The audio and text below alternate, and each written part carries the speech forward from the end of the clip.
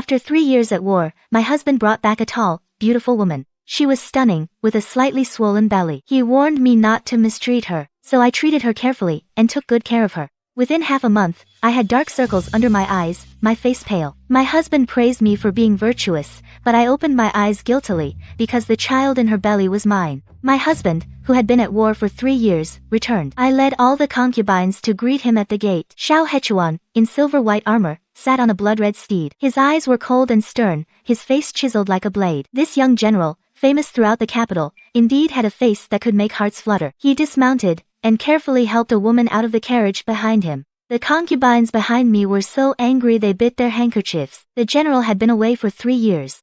And now he's been bewitched by some vixen again. Look at her, even in white, she can't hide her seductive air. Stop it, the lady is here. Let's see what trouble she can stir up. I looked up. That woman was indeed breathtakingly beautiful, skin white as snow, hair like a waterfall. Her features were almost bewitchingly beautiful, yet her expression was cold and aloof. A beauty mark under her eye added an androgynous charm. She was tall, standing at a slight angle, almost as tall as Xiao Hechuan. I looked at him, and he stared straight back at me. His gaze was so deep it made my heart race, like being watched by a wild beast. My hair stood on end, but my husband seemed not to notice. He said to me, "My lady, Xiao Shui is in your care. Make sure to take good care of her and the child." At the word child, gasps filled the air. All eyes fell on her slightly swollen belly. Then they looked at me with pity. Everyone in the capital knew Xiao Hechuan despised me. He took 3 concubines before we even married, and after marriage, he frequented brothels. Now I still don't have a child, but the one outside already has one, and he brought her to me to take care of. Everyone around is waiting to see the drama. They want to see how long this princess can put up with it. Too bad they'll be disappointed. I kept a gentle smile on my lips. Softly I assured him, "Don't worry, my husband. I will take good care of this young lady." Xiao Hechuan nodded in satisfaction. Before mounting his horse, he glanced at me. Rarely, there was a hint of warmth in his eyes. "You've worked hard, my lady. Wait for me to return. I have something to tell you." He rode away. His red cape fluttered. As bold and flamboyant as he is, by protocol, a triumphant return should first go to see the emperor. But he deliberately sent the person home first. It seems he's truly fallen for her this time. I averted my gaze, but met a pair of light-colored eyes, indifferent and amused. "Let's go," Xiao Shui whispered in my ear. His voice was low and hoarse. "Sister, my intuition tells me he's dangerous, but I can't refuse Xiao Hechuan's request." I sighed. "Oh well, I'll be more careful from now on." I settled him in the hibiscus pavilion next to the main courtyard. It's quiet and elegant here, suitable for pregnancy. If he behaves, I'll help him deliver Xiao Hechuan's first child. After all, I don't love him. I married him only to repay the Empress Dowager's kindness. To guard the general's mansion. I have no interest in having children. If someone else is willing to do it, all the better. "My lady, you should also plan for yourself," my dowry nanny, while changing my silk robe, said with concern. "That one in the hibiscus pavilion doesn't look like she'll stay put. Should this old servant go and warn her?" "No need. Just send someone to watch over her carefully. Don't let anyone disturb him." Now that Xiao Hechuan is back, those concubines are likely to start scheming. It's hard to guarantee they won't make a move on him. The best way to protect him is to keep him close. Xiao Shui, Xiao Shui. I repeated this name, feeling strangely familiar. But thinking further gives me a headache. 4 years ago, I had a serious illness. I was unconscious for half a year. When I woke up, I couldn't remember things clearly, and I developed chronic headaches. I drifted off to sleep. Suddenly, a pair of arms hugged me tightly from behind. Warm breath brushed against the back of my neck, making my whole body stiffen. I tried to struggle, but then I slowly sank back into sleep. In my dream, I had a boy in white pinned beneath me. I kissed his chest, then his throat, and sealed his gasps. He raised a hand to move. I held him down. "Don't move." As our fingers interlaced, I heard him chuckle. "Little medicine man, you asked for this. Don't regret it." He flipped over, no longer holding back. I wanted to argue, defiant, but only broken moans escaped. The swaying bed bells, entwined strands of hair, 2 bodies tangled in the bronze mirror. I jerked upright. I looked around warily. The other side of the bed neat and tidy. A faint scent of snow lotus lingered in the air. I pressed my forehead, trying to shake off those images. The nanny pushed the door open and came in. "Madam, you're awake. Still have a headache?" "No." "Weird. Usually, the headache lasts 4 or 5 days. This time, I feel much better after just one sleep." I probed carefully. "Did anyone come in last night?" "No. This old servant knew your headache was acting up, and I kept watch in the outer room. No one came in. Must have been a nightmare then. That absurd dream last night, probably my body was lacking yang energy." I instructed, "Nanny, get me 2 doses of tonic. And call a doctor to examine Miss Xiao Shui." That child of hers must never be born. The doctor felt Xiao Shue's pulse. He stroked his beard. His brows knitted tightly. He didn't speak for a long time. Then he muttered, "This pulse is strange. Strong on the left, weak on the right. Clearly restrained, yet rolling like pearls on a plate. Indeed, 3 months pregnant." I asked softly, "Is there something wrong with the fetus?" The doctor snapped out of it. He stood up and replied, "The pulse is deep, thin, and weak. I'm afraid her body is severely depleted. The pregnancy is also unstable. She needs careful nurturing. No anger, no agitation. Only then can it be saved." I looked at the person on the couch. She acted as if nothing was wrong, just staring at me. Our eyes met. She gave me a meaningful smile. "You're so worried about me, sis?" That was a strange question, with that half-smile on her face. To others it looked more like provocation and smugness. The maid, Lu Zhu, had a quick temper. She snapped back, "Don't flatter yourself. She's just a concubine the general brought back." "Lu Zhu," I interrupted her, "show some respect." Lu Zhu shut her mouth angrily, glared at Xiao Shui, and said, "The general values you, miss. And you're carrying his first child. As the first wife, of course I need to be attentive." Xiao Shui's mouth stiffened. She looked up at me, her eyes filled with complex emotions. Her tone turned colder. "Just that? You have no feelings about this child?" I couldn't figure out what she meant, so I tried to reassure her. "Don't worry, the child will naturally stay with its mother. I won't interfere." I thought she was afraid I'd take the child. But after I said that, she turned even colder. "So you don't want it?" She stared at me, pain and resentment swirling in her eyes. She repeated, "You don't want it. You don't want it." "Ha!" She suddenly flew into a rage. She swept all the tea and snacks off the table. "Get out. All of you, get out." She clutched her stomach, bent over, her face pale. I instinctively reached out to help, but she shoved me away hard. The slap was especially sharp. "Princess!" Lu Zhu exclaimed. Xiao Shui seemed startled too, but she didn't turn around. "It's fine. You two go out first." But she, out. Only the two of us were left in the room. I saw the back of her hand was scalded red. I remembered what the doctor said. I tentatively spoke up. "I do want it. Miss Xiao Shui is so beautiful. The child will surely be smart and adorable." She didn't say anything, but the atmosphere around us softened a bit. I breathed a sigh of relief. "What I meant earlier was, you're the one carrying the child. Of course you'd be more attached. How could I separate you two?" The doctor said, "The pregnancy is unstable. You need to stay calm." She stared at me for a long time, then finally twitched the corner of her mouth. "Got it. Xiao Shui's got such a volatile temper. It's really a headache." So when Xiao Hechuan came back, I wanted him to take her away. He took a sip of cold tea, and spoke first. "The emperor ordered me to head south immediately to escort Prince Qinghe back to the capital for a report. My lady, I'll have to ask you to keep looking after Xiao Shui. The emperor still fears Xiao Hechuan. This move makes him miss the wind appreciation, and also dumps the problem of Prince Qinghe on him. If he brings him back, no credit. If something goes wrong, it's his fault. Do you have a way to handle it?" His eyes lit up. "Don't worry. I can handle it. But Xiao Shui saved my life, and she's pregnant. Leaving her with someone else, I wouldn't feel at ease." He looked at me with burning eyes, making it impossible for me to refuse. I sighed. "Fine, I'll take care of her for you." Xiao Hechuan's expression relaxed. He took my hand. "My lady, with you here, I'm at ease." I pulled my hand back, and said gently, "Since time is tight, you should set off soon, my lord." "All right." He walked to the door, then turned back. "These 3 years, I've thought a lot. Back then, I was young and reckless. I let down Aunt, and I let you down too. I know what you want." His ears turned slightly red. "Wait for me to come back. I'll give you everything you want." 3 years ago, the old marquis and his wife died in battle. The general's mansion was left with only Xiao Hechuan as the sole heir. The defeat at Xiangyang Pass, the emperor stripped him of his title. Everyone cursed the old marquis for causing the people to be displaced, but they didn't know it was a conspiracy. 15 letters requesting reinforcements were sent to the capital, but the emperor never read a single one. 16-year-old Xiao Hechuan knelt before the signing palace, hoping his aunt, the Empress Dowager, would restore the general's mansion's honor, and seek justice for his parents. But he knelt for 2 days and 2 nights, and the Empress Dowager still refused to see him. In the heavy rain, the young man showed a look of confusion and resentment for the first time.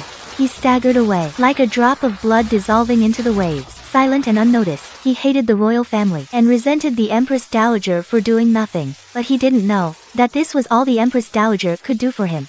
The emperor had long been wary of the old marquis. The Empress Dowager was not the emperor's birth mother. To preserve the Xiao family's bloodline, she had done her utmost. But what she got in return was news that the general's son was indulging in women and sinking into depravity. "Your Majesty," His dignified face showed helplessness and pain for the first time. Give him a little more time. He'll come to his senses. But the emperor won't let it go easily. An imperial decree betrothed the 9th princess, whom I raised, to Xiao Hechuan. Aunt and nephew turned against each other. Mutual resentment was the emperor's goal. He wanted Xiao Hechuan to be dissatisfied, yet forced to grovel at his feet. Fortunately, 3 years passed. That spirited Xiao Hechuan finally returned. The Empress Dowager would be relieved if she knew. But she actually knew what I wanted. Good. Now I can bring up the divorce sooner. This is the 6th time Xiao Shui has called me today.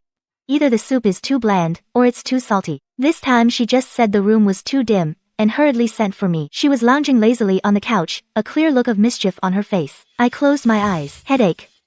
What does Miss Xiao want? She doesn't beat around the bush. I felt an instant connection with you, sister. I just want to get closer. She blinked. If I could move into the main courtyard, and be with you every day, I'm sure I'll have a safe delivery. Okay. Her expression stiffened for a moment. She didn't expect me to agree so readily. Her fingers playing with the pouch curled slightly. To be honest, Xiao Shui seems to harbor a subtle hostility toward me, but I don't know why. I just can't bring myself to dislike her. Maybe it's because her face is too beautiful. Even I soften. My gaze moved to the slightly faded pouch in her hand. It looked strangely familiar. The lotus flowers on it were a blurry mess, and the mandarin ducks looked like ducks or geese. It was just as ugly as the one I gave Xiao He. My expression must have given me away. Xiao Shui laughed. Sister thinks this pouch is ugly too. What can I say? It's a gift from my sweetheart. He stared straight at me, meaningfully. He wears it every day. He doesn't dare not to. Lu Zhu blew up instantly. Just a vixen who used her looks to climb up to the general. When you get old and ugly, let's see how long you can stay smug. Your Highness. He turned around and looked at me with concern. 4 years ago, after I woke up, I embroidered a bunch of pouches in a daze. Each one was uniquely ugly. You couldn't find a second pair of hands like mine in the whole capital. The one Xiao Shui had must be the one I gave Xiao Hechuan. I sighed. What was Xiao Hechuan thinking? Other people give flowers and jewelry. He gives such an ugly pouch. I felt embarrassed for him. Miss Xiao, I said softly, this pouch doesn't suit you. If you like, I can have someone buy you some solid style ones. I want this one. I didn't know what I said to set him off. Xiao Shui gave a cold snort. She brushed past me and walked out. Aren't we moving to the main courtyard? Let's go now. Lu Zhu frowned. Your Highness, are you really letting her move in? Let her. Given how much Xiao Hechuan dotes on her, the main courtyard will be his sooner or later. Sooner or later makes no difference. Xiao Shui is spoiled and loves to make a fuss. This way I won't have to run to Furong Pavilion 6 times a day. Back then, I had no idea how much I would later regret that decision. That I'd only just provoked this difficult god. Xiao Shui moved into the main courtyard. The side room was just one wall away from mine. The governess was also worried. We still don't know what he's up to. Putting him so close. What if he schemes against you? The general might be displeased with you. This is exactly what Xiao Hechuan wants. He can't rest easy with his little beauty anywhere else, so he puts her right under my nose. That way he can keep her from causing trouble, and also keep others from harming her. The governess sighed. The general hurts you like this. He'll definitely regret it later. I don't understand. Why would I want him to regret? There's no love between us anyway. It's a case of one willing to hit, the other willing to take it. It's not really hurting. The governess falls silent. The general brings a beauty back to the capital, leaving the princess alone in an empty room. That's a good topic. Send someone to spread the word. Make sure the emperor hears it. That night, I dream again. This time, I'm not the one initiating. Instead, I'm held tightly in the young man's arms. His voice is firm. You're someone I picked up. You're mine from the start. Don't think about running or leaving. His cold lips brush against my ear. His voice sounds like a seduction. Xiao Shui, I want you. Xiao Shui. I snap awake for a moment, but then his gradually descending movements pull me into another kind of daze. No, I struggle. A light green object falls from my sleeve. He picks it up. I take the chance to break free. This is a love token for you. Out there, that kind of thing requires mutual affection. Only couples who've bowed to heaven and earth can do it. Seeing him silent, I cautiously remind him, and I haven't even come of age yet. If I get pregnant, I might die. Would you be okay with that? The young man purses his lips and lets go. I clutch the pouch. I stare at it for a long time. Finally, he utters one word, worried. My face flushes. Then give it back. He pulls his hand back. Lazily, he ties the pouch to his waist. A love token. How can you take it back? He continues, I'll dye it. As long as he the best comes close. And you? I shrink back. I didn't dare retreat. The young man curls his lip and bites my neck as if venting his anger. Stupid, clumsy, and a liar. After the sting comes a warm sensation. My eyes widen. I can't tell if it's a dream or reality. That low, hoarse voice seems right by my ear. Who allowed you to forget me? You're mine. Never think of escaping. I try hard to see his face. That blurry face slowly emerges before my eyes. A tear mole. I wake with a start. I'm drenched in sweat, like I was held all night, aching and sore. I gulped down a cup of cold tea. Slowly, I frowned. Who exactly is Xiao Shui? I can't just dismiss these dreams as coincidences anymore. The tear mole under the young man's eye. The pouch that appeared in my dreams. Me, being called Xiao Shui. Maybe it wasn't a dream. When we first met, Xiao Shui didn't look at me like a stranger. There was an inexplicable attraction and familiarity about her. Those increasingly frequent dreams are piecing together another truth in my mind. Those absurd images might be the memories I lost. And Xiao Shui must know something. She and the white-clad young man in my dreams, what exactly is their relationship? The spring weather was just right. I invited Xiao Shui to the courtyard to admire the flowers. She stood lazily beside me, her lips rosy, her whole demeanor radiating a contented good mood. Behind us, Lu Zhu suddenly called out, "Princess, your neck." The image from my dreams suddenly flashed before my eyes. My face flushed. "What's wrong?" "There's a red mark," she muttered under her breath. "Mosquitoes this vicious in spring already?" Xiao Shui also looked over, with a half-smile. "Sister, you're so delicate. Anyone would think it's a hickey. How dare you slander the princess? That's a crime punishable by extermination of 9 generations. Lu Zhu, Miss Xiao speaks her mind. She means no harm.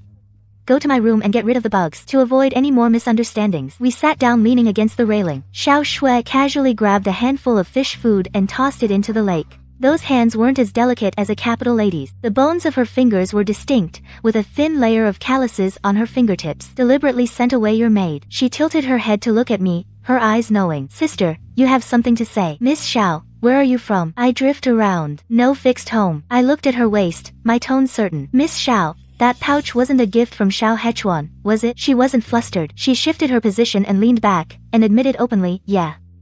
"What do you want to say?" "I want to ask if your name has any meaning, Miss Xiao." Her smile faded. The curve of her lips was dangerous. "Ren Qingxue, Xiao Hechuan. Your name, paired with his surname." Her tone was cold. What a coincidence. A chill ran down my spine. I instinctively argued back. It could also be the Shui from Ren Qingxue. Or the Xiao from Empress Dowager Xiao. What do you think? Her expression turned strange. After a moment, she twitched her lips, turned and went back to feeding the fish. I swallowed nervously, still shaken. Then it hit me. How ridiculous my fear and fawning were. Everyone in the capital knew the 9th princess was gentle and reasonable. But a pure, kind person wouldn't last long in the palace. Nor could she hold together this crumbling general's estate. I knew I wasn't as innocent as I seemed. But why did I always feel so restrained around Xiao Shui? Afraid to make her angry. I tentatively asked, "Miss Xiao, do you know Bu Ran?" She suddenly leaned in. I flinched back in fright. My foot slipped. I nearly fell into the lake. My waist was caught just in time. With a pull, I tumbled into her arms. A faint scent of snow lotus washed over me. My hand accidentally pressed against her chest. I looked up in surprise. Her light-colored eyes flickered, reflecting my stunned face. She gave a half-smile. The mole under her eye was prominent. What a coincidence. My childhood name is Bu Ran. I don't know how I stumbled back to my room in a daze. Xiao Shui was clearly pregnant. She was a woman. But why did she have so much in common with the boy in my dream? So many similarities. Before I figured out the truth, I started deliberately avoiding her. Xiao Shui surprisingly stayed in her own courtyard, watering flowers, feeding fish. Made me wonder if I was overthinking. Until I had another dream. An altar covered in incantations. A man tied up in the middle. Blood flowed from his limbs into the grooves, until he bled dry and died. Only then was the ritual of sacrificing an outsider complete. Then all those cold eyes turned to me. I clung tightly to the hem of a boy in white, begging, "I don't want to die. Please save me. I'll do anything." I nodded desperately. "I can spare your life." He thought for a moment. He said amusingly, "From now on, you'll be my little test subject. Testing poisons and raising bugs, feeding snakes. Maybe one day you'll die of poison or get disfigured." "I'm willing." The young man choked. He snorted coldly. He flicked his sleeves and left. "Then what are you waiting for? Follow me." And so I became his test subject. He said to test poisons on me, but the pills he gave me always eased my injuries. Sometimes they were poison, just to mess with me, giving me rashes or making me unable to speak. He made me feed the goo worms with my blood, but soon he stopped me. Clumsily, I went to feed the snakes. I was angry but dared not speak. I had to go to the back mountain to feed the snakes, and got bitten by a snake again. I lay by the roadside for a long time. He carried me back. "What use are you?" The young man gritted his teeth. "I really shot myself in the foot. I brought back a real handful. You leave tomorrow." I wrapped my arms tightly around his neck. Coaxingly, I said, "Buran, don't be mad. Tomorrow, I'll make you locust flower cakes, okay? I won't give them to anyone else. I'll only make them for you." The young man had a temper, but he was easy to appease. Don't come back until you've made 2 batches. Later, I found out, this witch clan, hidden for 100 years, wasn't hostile to all outsiders. That man broke in, and killed the witch woman who saved him before being sacrificed. And I could have left half a year ago. As long as I left, the memories here would slowly fade. I wanted to leave, but Buran wouldn't let me. His gaze at me grew darker and darker. He wanted me, but I pushed him away time and again, until I was drugged, and spent a night of passion with him, stole his token and escaped. I opened my eyes, suddenly found someone holding me tightly. Warm breath with the familiar scent of snow lotus, brushed against my cheek. I was so scared I wanted to scream, but I heard her light, airy voice. If you want everyone to know about our affair, then go ahead and scream, sister. I shut up, thinking about the strange things these days and the red marks on my neck. I gritted my teeth a little. How did you get in? Sister, you want to abandon me again after seducing me? She rubbed her belly, over and over. Then she looked up at me, her eyes dark. Those memories can't be remembered only by me. Sister, you're such a liar. You said you'd stay with me forever, but then you took what you wanted and ran. Where can you go this time? Knowing I was in the wrong, I asked dryly. My memories. She propped herself up, grasped weakly at her swollen belly. I carry the Goo King. Getting close every day, sharing the bed every night, it's only a matter of time before the larvae awaken. The Wu tribe has always lived in seclusion. Any outsider who stumbles and gets implanted with eggs to make sure they forget everything after leaving. If it weren't for that, the moment I saw you, sister, I should have killed you with my own hands. This woman who abandoned her husband and child. I still hadn't processed the news that Xiao Shui is Buran and is pregnant. Then she dropped another bombshell. She's carrying my child. Absurd. Ridiculous. Impossible. I calmed myself. Miss Xiao, that's not funny. It's almost dawn. You should go back. She sneered. Sister, you're still good at playing dumb. You've regained your memories, so you should know. As the next chieftain of the Wu tribe, I naturally have ways to keep this child. I'll give you 3 days to think. Sister, do you want a divorce or to be a widow? Don't do anything rash. I gritted my teeth and waited for Xiao Hechuan to return. We'll divorce. Wu Ran slowly climbed out the window and left. The next day, I had the window sealed shut. But every night, she would somehow appear in my bed without a sound, tying my hands and feet, breathing softly in my ear, her hands wandering restlessly over my waist. I was worried about the child in her belly, and afraid of attracting attention, so I could only whisper a warning. Wu Ran, his voice carried a hint of tiredness. I'm sleepy, sister. After a long while, he suddenly mumbled vaguely, tomorrow. I want to eat locust flour cake. Locust flour cake? I couldn't take it anymore. Fine. I'll make it for you tomorrow. But the next day, the plate of locust flour cake on the table was eaten by Xiao Hechuan when he came back. Wu Ran's face darkened instantly. His fingers cracked as he clenched them. I quickly stepped in front of him, whispering to calm him, don't be mad. Don't be mad at me. Wait, no. I'll make it again for you right now. Different? You said you'd only make it for me. When he's dead. He curled his lips, madness in his eyes. When he's dead. Then I'll still be the only one. I was wrong. If he finds out that not only Xiao Hechuan has eaten those locust flour cakes, but also the Empress Dowager and the old nanny have had them, even the eunuchs and maids in the palace have tasted them. My test subjects, I probably won't live much longer. Xiao Hechuan is completely unaware. He's still cheerfully waving. Madam, Xiao Shui. You're here. I quietly grabbed Buran. If he dies, I'll have to observe 3 years of widowhood in the general's mansion for him. Buran's steps faltered. Seeing that it worked, I quickly added, and the divorce hasn't been finalized yet. He stopped. His eyes were full of threat and darkness. He turned. Xiao Hechuan didn't understand. He gave a dry laugh. Haha. Madam, don't be angry. That's just Xiao Shui's temper. She's carrying my child. Please be understanding, madam. Are you sure she's jealous? Xiao Hechuan has always been cautious. How could he keep Bu Ran, whose background is unknown, by his side, and be so sure the child is hers? That day, the Beatty invaded. I was trapped in the tent. It was Xiao Shui who saved me. At that time, I was poisoned with one-day spring. When I woke up, the poison had been neutralized. During that time, Xiao Shui stayed with me.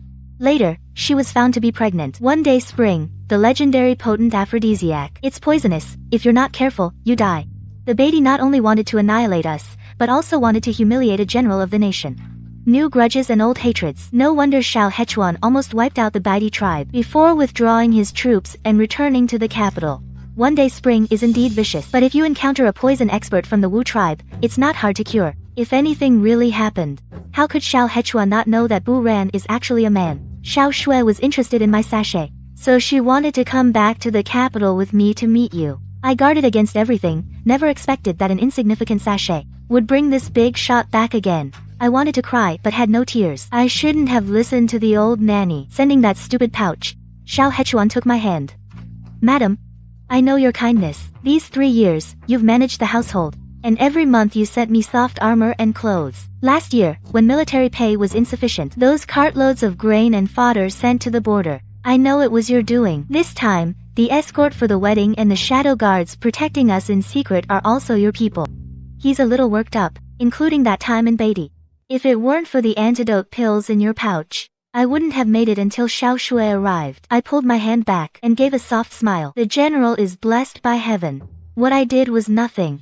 Not worth mentioning. I know I was young and reckless.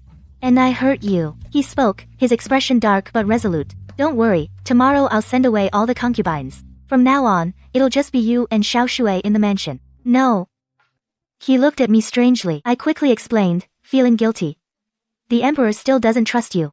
Sending them away now might raise suspicion, mainly because the child isn't yours. For the sake of the general's lineage, those beauties still need to stay and keep you company. I'll remind you directly. Before you leave, promise me you'll come back and... His face suddenly turned red. He said shyly, I still need to prepare for that. I'll come find you tomorrow night. You wait for me. I sighed in relief. Okay, I'll wait for you. But what's there to prepare for a letter of divorce and Uncle Lai? Well, as long as it gets resolved smoothly, waiting one more day is fine. On that chilly spring night, I woke up hot again. Buran was lying on me like a big dog, sniffing. I pushed him, couldn't budge him. Got a little frustrated. Why are you here again? He took my hand and placed it on his belly. The baby misses you. The bulge under my palm was more noticeable than before. A faint pulse was clearly felt through the thin skin.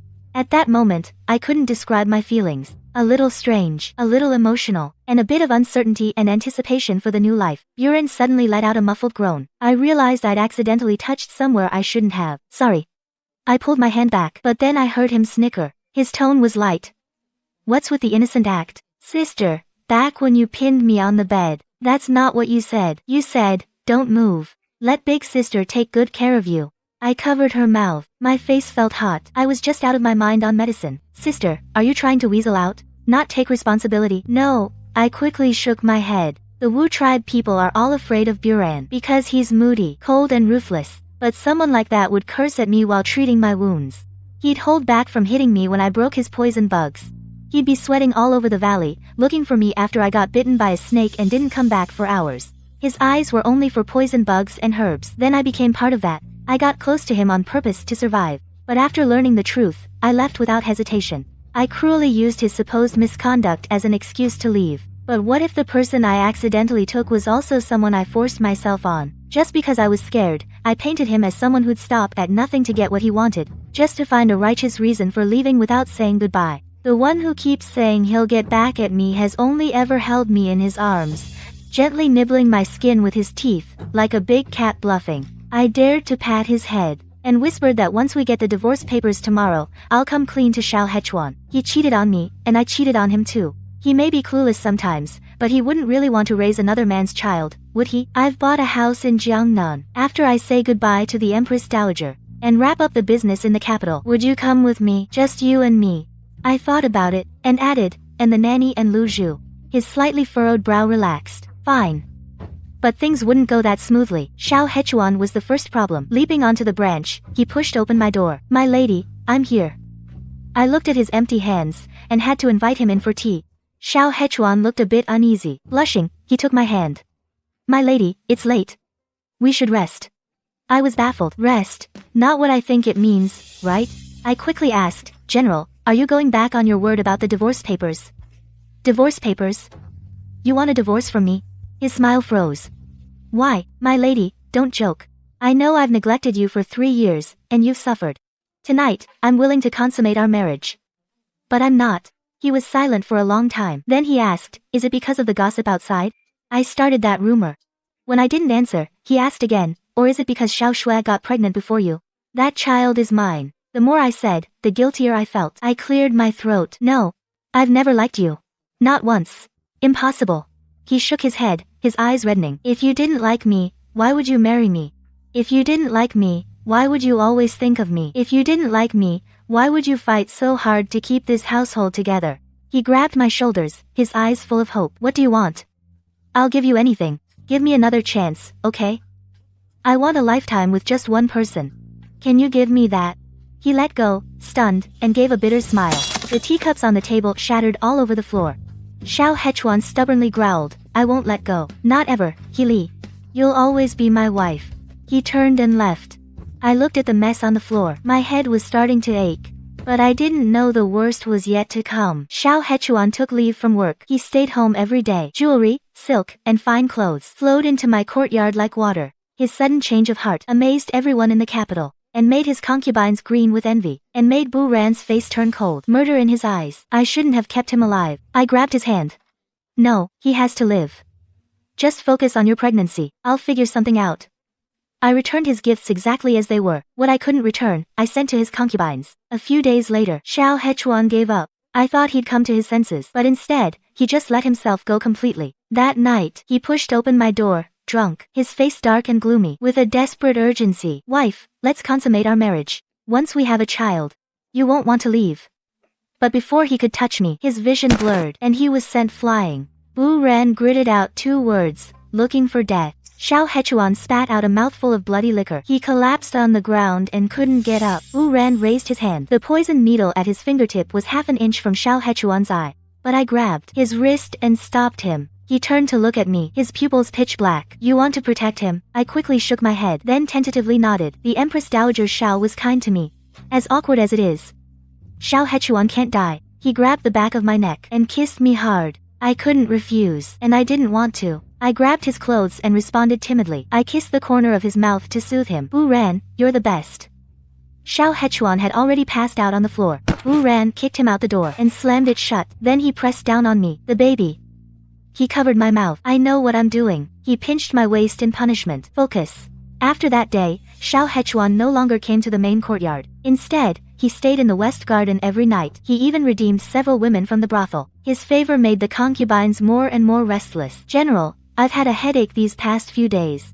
I heard blood can ease it." Xiao Hechuan wrapped his arm around her. His voice was tender. "Then make the arrangements. Stew a bowl for you every night. But the bird's nest is only for the mistress." I wouldn't dare. Xiao Hechuan looked straight at me. His voice was low. "My general's estate can't even afford bird's nest anymore." He tightened his arm around concubine Lu's waist. He was hinting at something. "Take care of yourself. If you can conceive a child, then the bird's nest will have been worth it. What do you think, madam?" I put down my chopsticks. I chimed in, "The general is right. I'll have a bowl sent to each concubine right away." Xiao Hechuan's face darkened, but he didn't say anything more. A bowl of bird's nest costs 30 taels of silver. Even with my dowry, I wouldn't dare eat it every day. Since Xiao Hechuan wants to please his beauties, I won't stop him. Anyway, it goes on the household ledger. I don't have to worry about the household accounts. Xiao Hechuan won't give me the divorce papers. I have to think of another way. The northern Dai are showing signs of a resurgence. Within 3 months, Xiao Hechuan will be sent to the border again. All I have to do is wait.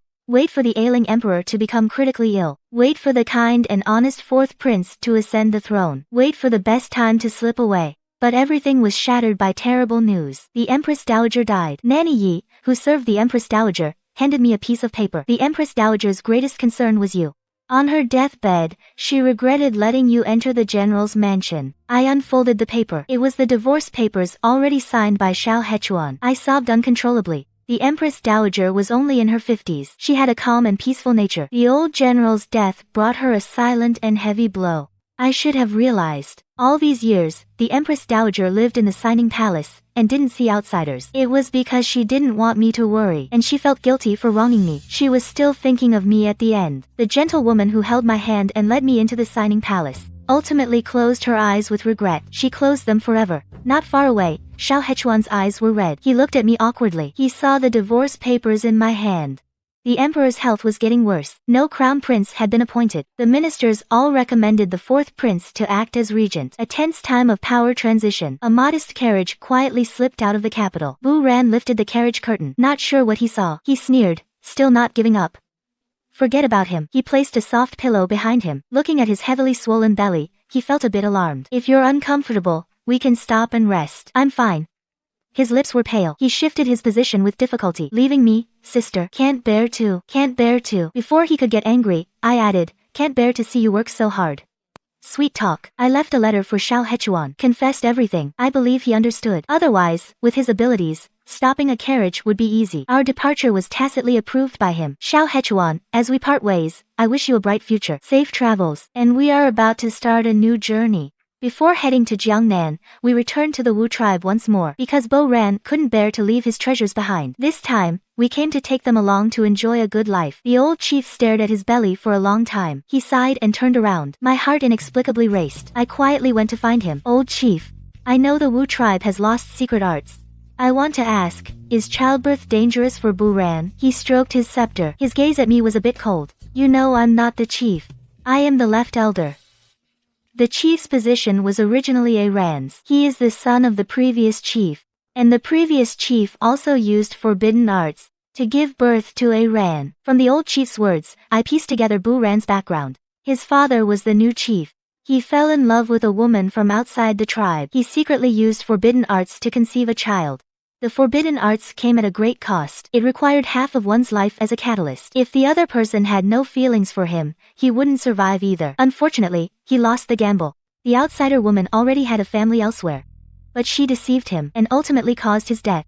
The old chief looked at me, his eyes devoid of light. This forbidden art has never succeeded before. Moreover, a man's pregnancy requires female energy to develop. After you left, A Ran used some unknown method to keep the fetus alive for 3 years. Outsiders are cold-blooded and cunning. A man's pregnancy is trading one life for another. My heart suddenly tightened. Knowing it was so dangerous, Bu Ran, why would you still? I suddenly thought of something. That day, I casually brushed him off. A woman from another tribe must be properly married with full rights. Only after bowing to heaven and earth can we do that kind of thing. And I'm afraid of having children. Giving birth is like passing through the gates of hell. I'm scared I'll die. What did he say? He said, I'll prepare the child. I can give birth. You just have to stay with me forever. Never leave. I thought he was just joking. I thought he only saw me as a little plaything. I thought it was just for revenge. While I was focused on escaping, he had already made plans for us to be together long term. But what should I do? Otherwise, I'm not sure if I love you enough. I'll get you killed. On the way back, I was weighed down with worries. The man beside me seemed a bit displeased. He put down the Chonglu in his hand. His tone was wary. You're not having second thoughts, are you? I didn't catch on. I said blankly. Regret? He gritted his teeth and looked at Chonglu. Then he looked at me. If you don't like it, I cannot bring it either. His voice stiffened because I threw myself into his arms, crying like crazy. What else could I do? I don't want you to die. His tone was a little awkward. He gently patted my back. Did you hear something nonsense from the old chief again? He's lying to you. How could I die? I asked, sniffling. Really?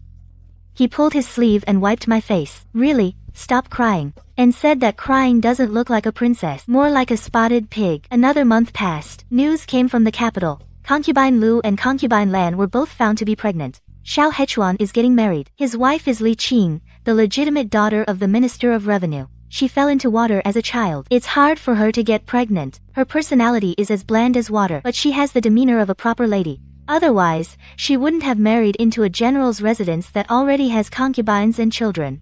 If the two could treat each other with respect and support each other, then this marriage would be considered suitable. I heard Miss Li also likes doing business. Xiao Hechuan is often away fighting wars. He won't meddle in household affairs. It's actually a good choice for him. Another month passed. The emperor passed away. The fourth prince succeeded to the throne. Xiao Hechuan became the youngest grand general of cavalry in the dynasty. He was sent north to fight the northern enemy. And at home, the atmosphere has been tense these past few days. Because Buren was about to give birth, I invited the old clan chief to the house. But my heart was still hanging. I couldn't let go of the lingering warmth outside. Yuran gave birth to a baby boy covered in blood. The old clan chief placed him in my hands. I asked blankly, where's Buren? He didn't answer. I rushed into the room. I saw the person on the bed lying still with eyes closed. Long eyelashes rested like butterflies on his pale face. His belly was flat. His face was as white as paper. He wasn't breathing, but the corners of his mouth were slightly raised, as if he was having the most beautiful dream. As if sensing something, the baby in my arms cried out loudly. Outside the window, the wind rustled, blowing down fallen petals all over the ground. I suddenly remembered a scene from 4 years ago. Outside the window, snow lotuses bloomed in the pond. A young man was dozing at the table. The wind blew gently. I walked over as if possessed. A gentle kiss fell on his cheek, purer than the snow lotus. I think at that moment, I had already fallen for him. Who was that man in green who brought you back today? And the new butcher Zhang next door? Why does he only give you pastries? Why aren't you saying anything? I'll go deal with these annoying people right now. I covered his mouth and patiently explained. The man in green is the owner of the embroidery shop. I commissioned him to make our wedding gown. The osmanthus cakes from Butcher Zhang were bought on my request. You haven't had much appetite lately. I thought you'd like them. I wasn't speaking because I was thinking about how to get you to agree to be my husband, the one who will spend the rest of his life with me. Buran's ears turned bright red. Then he was silent for a moment. It's because of the child. Not because of you. I looked into his eyes and said word by word, because I love you. I want to be with you forever. In the closest bond in this world. Buran hugged me tightly. I didn't move, only slowly felt my shoulder getting wet. I was about to tease him when he scooped me up in his arms. In that case, let me first feel how close we are. Your wound has healed long ago. He deftly untied my sash. His fingers traced across my skin. His voice was low and husky. Why don't you inspect the goods first, my dear? Fine, I'll inspect. And so, from sunset to moonrise, the budding flower slowly bloomed, as if it couldn't hold on, trembling gently, rolling off dewdrops all over the ground. The wind stopped, and a brand new day was about to dawn.